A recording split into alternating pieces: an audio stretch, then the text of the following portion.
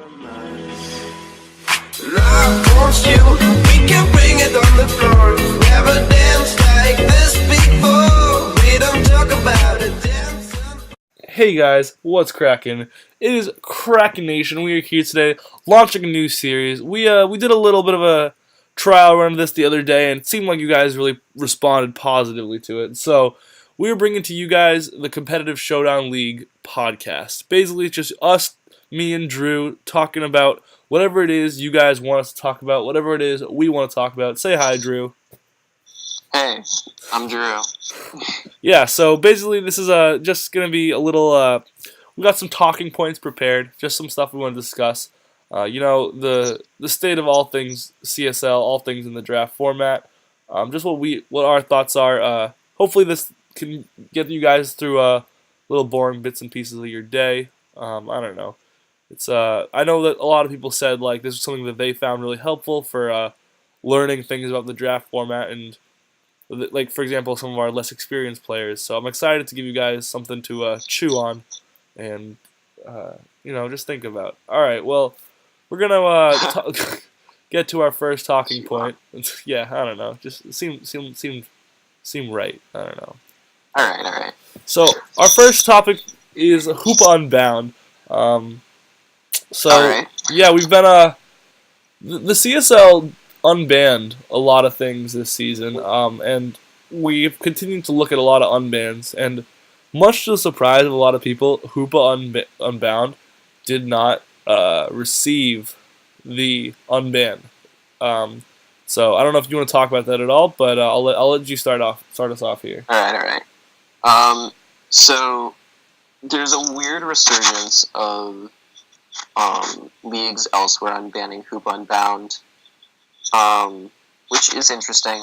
I think the reasoning behind it is that there's like an evolved standard for Pokemon. So, back in Gen 6, Hoopa Unbound was banned in most leagues just because of its relative goodness compared to other things. So with the introduction of things like Z-moves, ton of Ultra Beasts, ton of more OU Pokemon in Gen 7, and a lot of new features that were introduced just in Gen 7, Hoop has sort of gone under the radar. I would speak and say that it's probably the case we kind of just missed Hoop Unbound because, or at least didn't give enough credit in evaluating it, just because of how we sort of just thought it was insane in Gen 6 and really didn't evaluate it as much in Gen 7. I think there are still reasons to have it banned. For example, its insane offensive presence. Yeah, absolutely. But the reasons people give are its 4 times weakness to bugs, so things like U-turn, its pitiful physical defensive stat, and its pitiful speed. So if you want to talk about why those should not be, what is your opinion on this? I mean, unfortunately, we're in the situation where last season I actually had the first overall. If this thing had been unbanned at that point, I would have absolutely picked it. But now things are not so clear. It has this insane move pool. I think that's one of the key points of this Pokemon. It can basically hit any Pokemon super effectively with some coverage move. That isn't necessarily just Hidden Power Fire. And what's even more intimidating about it is that it can do so from pretty much either side, and has great stabs on both sides. I guess Zen Headbutt isn't terrific, but still has great stabs on both sides. It's just that's Psychic and Psyshock. Yeah, so. That's also fair. And just obviously when you have both 160 and 170 attack and special attack, respectively, it's going to be really hard to play around, and these are things that can really quickly generate a little too much offensive presence in draft format. I think you look at other top mons in the format, and Kyurem Black is usually considered the top mon in our league, I would say, and so that's obviously kind of where we draw the benchmark with unbanning mons. And I don't know, it's definitely more offensively capable in Hoop than Kyurem Black. Alternatively, with a little bit of a pretty big bug weakness. I don't know. Its speed obviously holds it back. Lack of recovery comes to mind. Doesn't have a rocks weakness.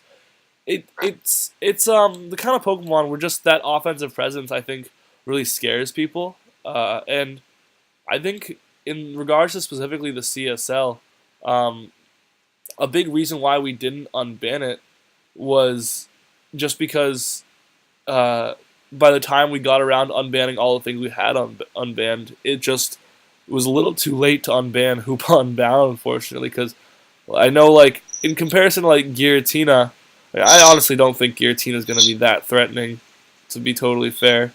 I think it's going to be a top Amon, but in comparison to some of those things, a lot of players are like, how are we unbanning these and not unbanning Hoop Unbound? I think that's definitely kind of the more I've reflected on point. it. Yeah, I think it's really a fair point. So, yeah, I mean, if Hoopa, if the draft was weeks away, would you consider unbanning it? I think at this point we definitely would, which is I agree. Which is interesting. I mean, I think if the draft was weeks away, like I would consider unbanning it and probably drafting it myself if I could. I don't know. It's definitely a fearsome Pokemon. I think it's kind of held back a little bit by the fact that people usually just want to run Scarf with it. Yep. And any Pokemon, I mean, if you don't run Scarf, it's kind of at times it can be dead weight. I mean, I think in Draft League, a lot of people find themselves forced to run Scarf because there will be just so many things on the opponent's team that have the potential to just OHKO it because of its pitiful defenses that are faster than it, so you need that Scarf to outspeed those threats. Yeah, absolutely. Physical bug type moves, especially with now U-turn being more common, I think this is something you had said, just really nerfed it a little bit. U-turn is just so much more common now, and the fact that anyone can just bust out a bug move on this thing definitely holds it back quite a bit. Yeah, I mean the fact that like something like a Golbat can outspeed it, just U-turn and kill it. Yeah. So it's a mon that has definitely stirred up controversy. I think there's no doubt in anyone's mind though. If it was unbanned, it would be just one of those, if not the top, one of those top few Pokemon every single season to go. Yeah, I think that can be agreed on. But, you fucking made a mistake. Leave us alone. So. Yeah, alright. Well, we're going to move on to our next Pokemon, which is actually a Pokemon we unbanned last season to much, much controversy. And that is, this ever works, Deoxys Speed. There we go. Deoxys Speed. So I think there was a lot of fear for Deoxys last season. There was a lot of like, that shit's 180 speed. Let's not. So I was actually part of the firm let's keep it banned camp actually. So I don't know if you want to start. I was part of the like we should ban it, and I don't know. I'm still on the fence. Like I'm a little more towards it's fine, but I'm on the fence still. So sure. If you want to talk about it first. I think a lot of people get freaked out by the speed. Obviously, 180 is insane, and without I think a modest one. I mean, like a non-timid one. That's just like max speed can outspeed base 90 Scarfers. Yeah, exactly. If I remember that correctly. Exactly. And if it's timid, it outspeeds base 100, a little over base 100 Scarfers. I think it just barely beats Garchomp, if I'm correct on that. I'm not sure on that one, honestly. But. Well, let me see. Yeah, it does. It actually beats it by like 10 points. So it does beat, or by like 2. But that in itself is scary. But I think it's important to remember that Deoxys has awful, or not awful, but like really mediocre stats everywhere else. See, and that was seen with Gord last year, in my opinion. See, he either had to run a Z Crystal, which like hindered a lot of the moves that weren't Z moves because they just didn't hit that hard, or he ran like a bulky set. Those are the 2 sets I saw. Yeah. See, the thing is, I just feel like the best. I don't mean any personal offense to Gord when I say this. I don't think he utilized it well last season, and I know he made playoffs and everything, and I think he's a good player. but I think this might be a mon that we aren't nobody's really experienced with. To be fair, because it is such a recent unban, like kind of still like nobody knows how does this thing really fit into OU, let alone draft. You know, it's not played in OU obviously, so people don't know what it does, and so there's still a lot of experimentation to be done, which is why, or Yeah. I don't know. As far as how it fits into lower tiers is what I mean. Yeah. Because I know. I would agree with that. I would say that I think it's still like even the Ubers tier. It's not used for much else. And even when it was in OU, it wasn't used for much else besides getting one spike up and then psycho boosting. And psycho boost isn't even like it's just a psychic Draco meteor. Yeah, I mean, So it's not like it was like used like it wasn't something like AG Slash, or it wasn't something like Hoopa at the time that just swept through the tier or just like destroyed shit in its path. It's something that was just fast as shit and ended up going to Ubers. So I don't see it as an offensive monster as much as other people do, because it can outspeed things, but if you can't really hit shit hard, like none of these other stats are above 100. Like its physical attacks are 95 and 95. It has one stab. It's one type, so it only has Psycho Boost, which means you get basically one hit off, and then your special attack is fucked. And its defenses aren't great because of its shitty HP. So it's a good mon, and I'm probably underselling it by what I'm saying about it, but it's still there's still hindrances to it that can be exploited so well. And you when you go against it, you see so many times where it gets a Psycho Boost off, and then the opponent just sets up on it. Well, see, okay, so now let me push back on you, because I do kind of disagree with your points. And when I say I think people fail to realize this thing gets like nasty plot. And it has the bulk to set up a nasty plot. And when you can afford to run modest, and then you get up the nasty plot, this thing could very effectively clean through it really most teams. I'm not trying to make it out to be a wall breaker, but I think it has the coverage, and once it runs, it can afford to easily run a modest nature. It has the coverage. It has like a move like nasty plot or calm mind if you wanted to go that way instead. Sorry, a bit of a stuffy nose. In the end, I don't know. I just feel like Gord really did bring a lot of offensive pressure and started to run these like weird, bulky halfway sets where Deoxys wasn't really able to shine in either role. Because I think, from my perspective, if you're drafting this thing for all its utility, you're really only you're just drafting a worse mon than it actually is. Like, so many other mons can give you all the utility this thing does, and it's not worth your top A spot. But I think if you are able to draft it for its offense and actually use its offense, I don't know. I think Gord just didn't use it well, and people saw that it wasn't just terrorizing teams with its offense. I think the reason that Deoxys is known as a just utility mon in the Ubers tier because everything in the Ubers tier is so fat and so bulky that there's no way it hits it so hard that it can't set up. But when we tone everything down to the lower tiers like this, I think its offense starts to be a little more, I guess, just intimidating. I don't know. That is interesting. I would disagree with you that it has the bulk to set up though, because its bulk is really really mediocre. I mean, 50, and 90, 90, right? That doesn't sound. It'll take one hit from it'll take one neutral hit. Yeah. I mean, it depends. I mean, if you're saying in front of maybe like an NU or a PU mon, probably, but that plus a priority move, or that plus just a fast Scarfer, which the opponents will obviously have some knowledge that'll be something that's supposed to come. Is just sort of like there's so many easy ways to just be like Deoxys, bring Sucker Punch. I mean that's the thing that it comes down to. That's the mortal coil, the mortal weakness of this thing is like there are ways to beat it. You just bring that fast Scarfer, but I don't know. At the point where you're bringing a Scarf fast, like an uber fast Scarfer, like it just starts to strike me as like it's already done its job and made you team build in weird and inefficient ways potentially. I guess. I just really think that like people slept on its offensive potential this season, and not to discredit Gord, but I think Gord is a player who's known for bringing weird, gimmicky utility moves, which is what he tried to do with this thing over and over again, and I think that's not what it needs to do.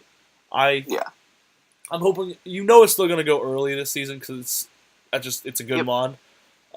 So I hope whoever drafts it this season is able to, at least in my opinion, able to focus on using it more offensively exclusively. Yeah. I think they'll find a lot more success rather than drafting literally just a utility mod in A1. For sure. And I think, I'll go on the flip side here and play devil's advocate to myself, who thinks that it's really good. And I think it has a lot of potential in the fact that it has such mixed stats and it has the ability to run things like Meteor Mash and Poison Jab and have the ability to go physical and things like that. Yeah. Now it gets ground coverage since Stomping Tantrum, and it has that hazard stacking. I don't know if I count Stomping Tantrum as ground coverage. No, dude, Stomping Tantrum is lit. My point is that if it needs to run a Z move, and it has almost every type at its disposal to be able to do so. So I just think that there's potential in it in that sense. But the other thing we were talking about too was running specs and it doesn't need the speed. So that's also an interesting set that whoever drafts it should consider in building. Well, we got a lot of good discussion about this mod. I think it's definitely one of those like we see it a lot. Like we haven't seen it a lot so far. We've only had it for one season, so there's gonna be a lot on the plate to see. Keep looking at it with this Pokemon. So next topic at hand, we're gonna be talking about a topic that was suggested by Moxie, the incoming new coach in season 10. Coach of the Villanova Torricats, whose question is, how do I build more effectively around 4 times weaknesses? For sure. Which I think is a super cool question, and that's exactly the kind of stuff we're hoping to get, which is like these kind of off like not off the beaten path questions, I guess was what I would say, like kind of things you don't easily think about, but sometimes these Pokemon are deterred by their 4 times weaknesses, and that's not always fair. So I know you've actually had a lot of really interesting thoughts that you've shared with me over the past couple of years, so I'm very down to hear your perspective on this. For sure. I would start off by saying pretty basically that I actually think if you are drafting a Pokemon with a 4 times weakness, it would benefit you to draft another Pokemon with a 4 times weakness. And here's why. Let's say you have a Gliscor, and let's say you have what's another 4 times weak mon that's not weak to ice? Tyranitar.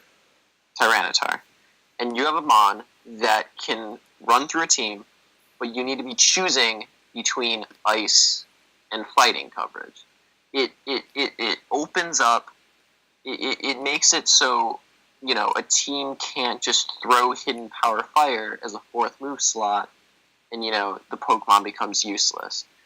I think if you have 2, maybe even 3 4 times weaknesses, it makes the Pokemon better because in your opponent's team building process, they have to choose between multiple hidden powers. Yeah. Which in itself is, I think strategic. And if you are only bringing one of them, I think a good example is Classy's team last season. Classy had Landorus T, Fortress, and Seismitoad, right? So teams that had, that were trying to go through the team but didn't have that coverage to be able to, had to choose between Ice Beam or just a Hidden Power between the 3, and then they might have chosen Hidden Power Grass for 1 mon, and then Classy doesn't bring Hidden Power Grass, and then Fortress walls the team. Yeah, totally. It's something that I ran into in finals. I brought Grass moves for Seismitoad, and it never came. I think actually even on the screen we look and you can easily see some really interesting synergy between like let's say you picked up a Landorus and Heatran. Think about that. Like that HP Ice move that people are clicking to hit Landorus, that they need to bring to hit Landorus, is bait for Heatran. It's just easy for Heatran. And then that HP Ground that you're clicking to hit Heatran, like here's Landorus. Like I think I think that's super interesting, and these kinds of like synergies and these typing synergies that people don't see coming. I mean, like I have Garchomp on my draft, and it's something that like I got to like build around when I drafted. Unfortunately, it seemed like I was super Ice Weak. Anyways, but like I picked up Mega Blastoise last season, and that was kind of like my. I don't know, when you're drafting those, this is kind of something you touched on but didn't go too deeply into. Definitely try to draft. I think multiple is a really interesting way to kind of build around having multiple 4x weaknesses or having and that doesn't mean making that like the crux of your of course your draft. It just means having the ability. I think Landorus Heatran is a phenomenal example. Having the ability to have mons that can just switch back and forth, and also the second piece of advice I would give is to draft mons that resist. Yeah, that's what I was going to say. Of the 4x weaknesses that you might have. So you probably want a mon that resists ground and a mon that resists ice at the same time for Landorus and Heatran. If you can, multiple mons that can do that, so that way in the match you can be scouting for hidden powers and scouting for forms of cover. And that's super interesting thing to think about in my mind, because and this is something I was going to say also is like you bring those. This is where when you have 4x weaknesses, scouting and that you're regularly bringing, scouting becomes a key element to your game. So all of a sudden, I think it's very important that you have mons that can switch in and scout for those moves. So like have the bulk and such. Another thing to think about is something that I have made a mistake with in the past. Absolutely, if you have these 4x weaknesses, don't draft a bunch of other mons also weak to that. It's something like that. I kind of fell into a couple times last season even. Where like my ice weakness at times felt a little too prominent, or my ground weakness at times felt a little too prominent, where I'm just getting blasted. And obviously that kind of just buys into don't make drafts that are weak to one or two types in general. But I think in the case of 4x weaknesses especially, if you have a high tier 4x weakness, make sure you have other high tier mons that resist that, and you aren't just making it super easy for your opponent to bring Ice Beam and run through your team. And that's an important distinction that you made. These drafts ideas need to happen in the upper tiers. The lower tiers are the place where you're patching up these places. Like if you have, if you have Landorus, I hate using Landorus as an example. It's the only ground flying type I can think of right now. Gliscor. Garchomp. Gliscor. If let's say you have Gliscor and Fortress on a team, right? And then it might seem at first like complex, like ooh, I gotta make sure I have a team that I have them on to resist both those types. It only takes a bulky water to resist ice and fire, which are those two weaknesses. So it's not like it's something like you wouldn't have on a draft in the first place. It just means that you need to prioritize maybe something like Suicune or Vaporeon in B tier as opposed to like, I don't know, Poliwrath in D tier. So, yeah, I mean absolutely. This is what like something people make a mistake of a lot is patching in typing holes late in your tier. Sorry, late in your drafts, I mean. Patching in... Wow, let me say that again. Patching in typing holes late tiers in your draft is a really big mistake because chances are you're not going to bring those mons as many weeks as you're going to bring the top ones. So really make sure the typing synergy in your upper tiers is rock solid. And if you find yourself developing a weakness, it's not always a big deal as long as those weaknesses are primarily in the lower tiers. Right. Like, for example, I had a draft plan where I had a huge rock weakness, but I really quickly realized that all 6 of my first 6 Pokemon were neutral or resisted rock. So I was like, wow, this is really not a huge deal because anybody who brings rock moves is over-prepping for my lower tiers. So it's definitely something to think about. And this is just advice for drafting in general, going off of what you said. It's smart to, when planning, and if you're using like a Keems planner, plug for your planner. A lot of people are using it, which makes me happy. I'm glad I can be helpful. If you're using like your planner, and I've actually, I think it's a great planner.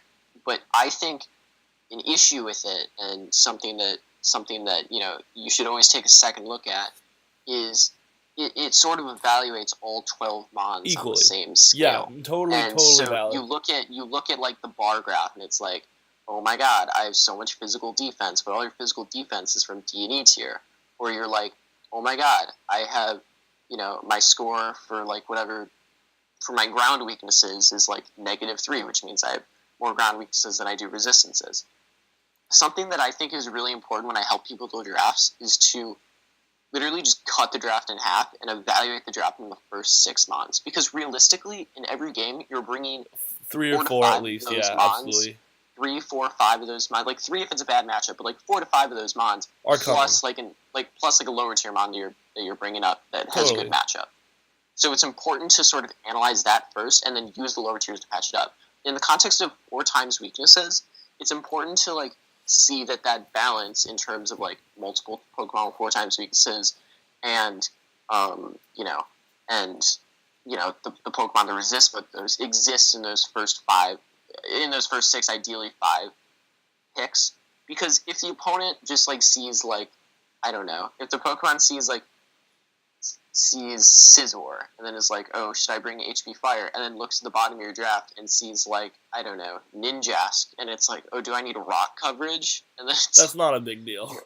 Yeah, like it's like probably not, because it's a Ninjask and it's probably not coming. I mean, that was a bad example, like Vivian, or like even things like Whimsicott that have a poison weakness. You're like, I can get that. I can get through Whimsicott, but maybe Scizor is going to be a bigger deal.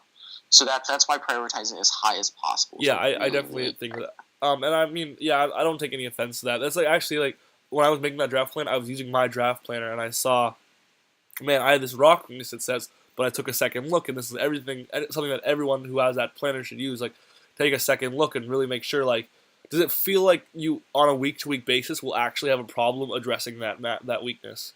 Yeah, and that's why I say just literally like, for a split second, just get rid of like C2 or C3 through your E pick, or your bonus pick, or whatever that's going to look like. Yeah. Look at only your higher tier Pokemon and see if they work well together. Yeah, I think because like I think drafts that like have redundant lower tier mons that have just like slight differences that work for like all the draft, are with like a coherent first 6 mons with like an incoherent last 6 mons, are better drafts than drafts that hypothetically synergize with each other, but you're also relying on like an Amon and Emon equally.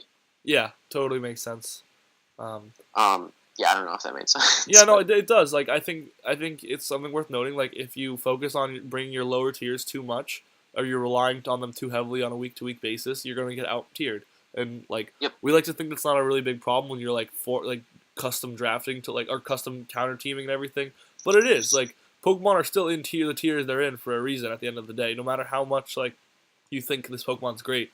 Like, I loved having Ursaring last season, for example, but at the end of the day, Ursaring is an E tier mon. I only brought up to 1 game all season.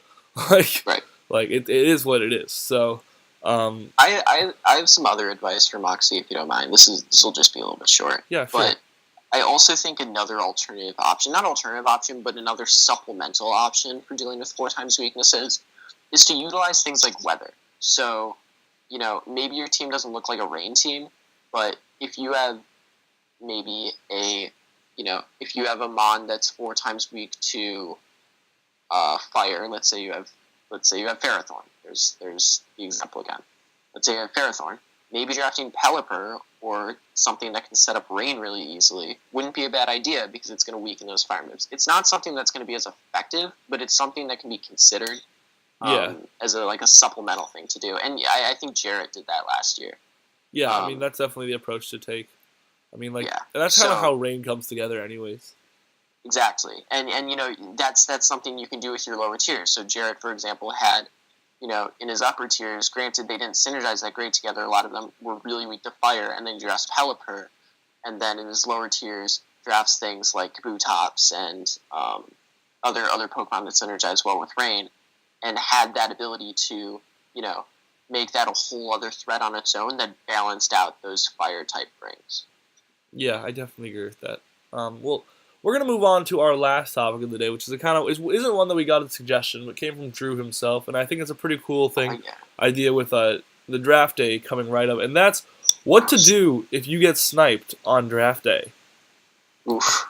And this is the classic problem that we've all experienced time and time again. It never hurts less, but maybe we can make it hurt a little less today. Because what happens when Amon that you had your sights on, you were planning your whole draft around the pivotal Amon, and like if I get this, I'm golden. Boom, it's not there. We've all been there. So as per you, I'm gonna let Drew start us off. Drew, what do you think about this? I would say step one is not freak out. There's always things like free agents. There's always things like other things. There's always trades. There's always ability to patched up with your bonus pick. So that's step one. Do not freak out, because when you freak out, you look to first thing you can see, and then you draft Shuckle, and you don't want to draft Shuckle. Or you do. The second mistake I see a lot of players make is they correlate backups solely with typing instead of roles. So something I saw in someone's draft planner, I'm not going to call them out by name, is they had Galissapod as a backup to Jellicent. Not the same thing. Are two completely different things. They're like, well, I just need a water type. I'm like, well, why do you need a water type? And they're like, well, because it's a typing that I don't have. And I'm like, well, look, how many weaknesses do Galissapod and Jellicent share? One, electric, right? So they're not really backups. Jellicent has recovery and Will-O-Wisp and stuff like that. Galissapod's a huge, physical attacker with spikes. They're just completely different things. So that's step one, in my opinion, to look past that and look at roles. And sometimes maybe there isn't something with that same role in that tier, and you got to be like, well, shoot, maybe I don't get it. My advice for that is to look in other tiers for the same roles, and then find roles that you were going to draft in the other tiers, and find a Pokemon that works in the tier you just got sniped, and did it. That really is incoherent, but basically what I'm trying to say is, let's say, like... swap everything around. Swap things around. Let's say you have Conkeldurr and what's a bulky hazard clear in C? Pelipper. Let's say you have Conkeldurr and Pelipper, and then Conkeldurr gets sniped, and then you're like, well, shit. I don't really see any fighting types. Let's say there's hypothetically no more fighting types left in B for you to pick that are things like Conkeldurr that are bulky, hard-hitting, things like Conkeldurr. I don't see anything that looks like Conkeldurr. Maybe you want to draft something like Mandibuzz instead of Pelipper, because it's like a similar bulky hazard clear that you'd like. And then in C tier, you can go, oh, I have Machamp, my bulky fighting type that I could have just replaced with Conkeldurr. So switching those things around and playing around with your draft and not having a set position for things is also something you need to think about. I think if I can say, a lot of you guys have the draft planner, and I am a player who's known to freak out when he gets sniped. Totally fair. What I find to be really helpful, if you go to the bottom right of your draft planner, is the filter function. Basically, at a given moment's notice, you can search for anything in any tier, and it can help you just narrow down your options as fast as possible. I think a lot of people on draft tier are like, crap, what are mons in this tier that do this? Or what are the mons in that tier that do this? And that feature I always find on draft day when I get sniped just helps me cool down. Here's my list of what if I need hazard setters that are fast in D tier. I can just check. These are the mons that fit those categories. Yeah. So the other recommendation I have, which I think is great since the draft is split up into 2 days, at least for ML, and I mean for LL as well. It's a longer, it's like a slow draft, so you have time to do this. Is let's say you can't think of a mon right away that you think shares the rules, and they're all taken. Your plans are sort of out the window.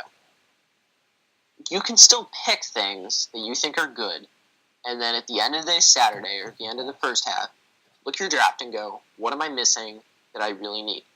And when I told this to someone who was asking me a similar question, they were like, well, these are lower tier mons, they won't be as good. You still have a bonus pick at the end you still have the potential, even if it's sitting in an E right now, you still have the potential to knock it up to a B or an A at that point. So, planning ahead is good. There's an extent to which you can plan ahead. So having that gap in time to be able to just if everything goes wrong, draft Pokemon you like and can build around with your lower tiers, and then have those options available. You still odds are, if you want one, have the potential to get a high tier pick, probably at your choice, completely fairly, because at that point you'll know what high tier mons are picked. And you'll have that time to be able to plan that out. It's not the end of the world. Yeah, I totally agree. The other thing I just want to say is, go into the draft not expecting to get everything you want. We have this ambulance here, but hopefully, if you prepare well, we don't have to use it on you this draft day. What I always do is I make a list of Pokemon I like that could fill the roles that I need them to fill. And with that comes, I like to, what I do is I make if I get to this point, and this requires a lot of, just kind of going through, but it's if I get to this point, and this is gone, I'm going to use this contingency instead. Or if I get to, B1 and, my Milotic isn't there, I'm going to go for Suicune, and I'm going to go this way for the rest of my draft. Or I'm going to go into, like you were saying, maybe I wanted, Hitmontop, but now I'm going to go for Mandibuzz instead or something. Just go in a completely different direction, but this is something that could really help for a lot of people who, find themselves just don't have enough time in the middle of, B2 where, everything's happening really fast. Have the contingency plan for, when this doesn't happen, this is what I'm going to do. If this doesn't happen, this is what I'm going to do. That is something that I also like to do a lot, because it's not all going to go your way ever. And some things not. Are you done? Yeah, no, go ahead. Yeah, okay. Some things not to do. Number one, don't draft something the same type that's completely irrelevant. Number two, don't phone the chat. I've seen so many people get sniped, a turn before, and then it's oh shit, I have, a minute to make a choice. Hey chat, give me a choice between these two Pokemon. Yeah, please don't do that. Chat doesn't want to help you. We're your enemies, right? We want to beat you in the season. There's no one who's gonna make a better call on that choice than you. You know which of those bonds you're comfortable with. You'll know, which is a better fit for your team. Even if it's just a slight feeling, it's better than a person just basically just asking for a bunch of coin flips in chat, if that's even what you're gonna get. Aside from angry rage of shut the fuck up, pick a Pokemon. Yeah, I definitely think that's a key point. Don't overhype your snipe. Don't I don't know. Yeah. I would. The other method that I think is good is a choose your own adventure method, in the sense that you get one mega, and then let's say your next mon is picked. You have to make branching off in your draft plans. So let's say you get these two mons, then your A2 is picked. Now you have two options for your A2. You pick that one, and then you have a draft that goes off it from there. Yeah, and then absolutely. You have a draft that goes on it from there. It's a long process, but I actually think, in my opinion, it's the best way to deal with backups. That's my opinion. It's the one that takes the most effort, but it's also probably the best one, because it literally leaves no room for error.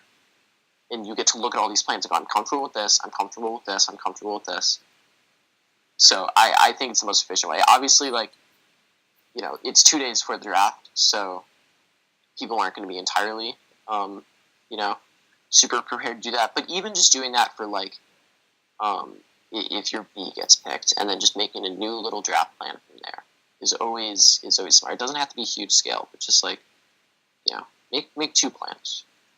Yeah, definitely. Well, I hope that you guys. Let me just go back. I hope you guys enjoyed this video, or this podcast. It's been a little longer than I thought we were planning on, but I think we pretty much managed to talk about all the things we want to talk about. And I don't know, just got our thoughts out there. It didn't seem like we were just filling time or anything. So I'm pretty happy with how that went. Yeah, for sure. Please, yeah, leave suggestions. yeah, to absolutely, either please. me or Akeem on it or in the form. The form, the leave comment in the section description. below will tell us what you want us to do. Literally any form of like communication will probably work. I think I'm super down to do this just from time to time. Yeah. So yeah, I hope you guys enjoyed this. If you did, leave a comment, rate, subscribe, all that good stuff. And until next time, I will see you guys later. Krakenation out.